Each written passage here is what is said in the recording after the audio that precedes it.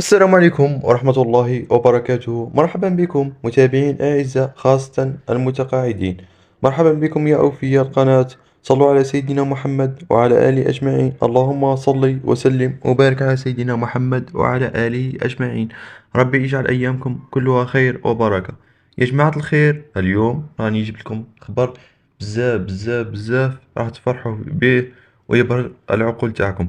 حاجة كنا كامل نستناو فيها بصبر كبير، وأخيرا بعد طول انتظار الزيادات الرسمية لأوت 2025، ومعها دمج التثمين السنوي.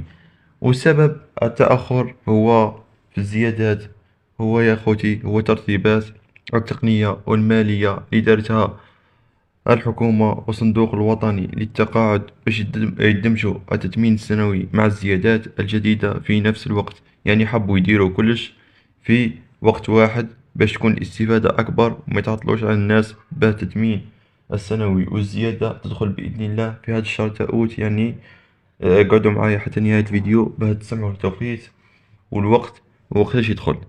والفرحة كبيرة أنه اليوم 17 أوت 2025 دخلت رسميا زيادات أبناء المجاهدين والشهداء، والناس كامل فرحوا وتفاجئوا بصوالح مليحة. والله غير حاجة تفرح ونشوف المتقاعدين يفرحوا، سيرتو أبناء المجاهدين والشهداء اللي ضحوا على البلاد. تقدروا تسقسوا أبناء المجاهدين يقولكم شحال الزيادات اللي دخلتهم، والزيادات الأخرى بإذن الله بالنسبة للمتقاعدين الآخرين.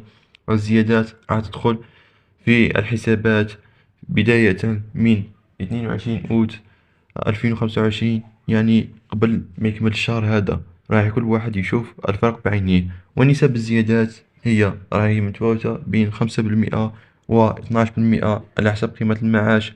واللي عندهم معاشات صغيرة باين بلي راح يستفادوا أكبر، واللي عندهم معاش صغير باين بلي راح يستفاد أقل.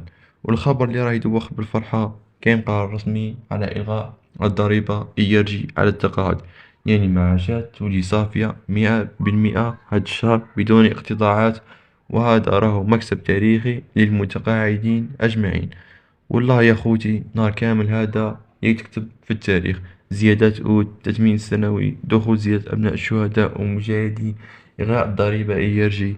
هذه أمورات الحمد لله نقول، وربي يبارك لنا في رزقنا بصحتنا ويزيدنا من خيره ويبشر المتقاعدين الأوفياء.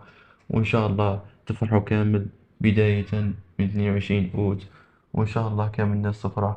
وما تنسوش تشتركوا في القناة وتفعلوا زر الجرس، وديروا اشتراك وديروا إعجاب بيوصلكم أي جديد.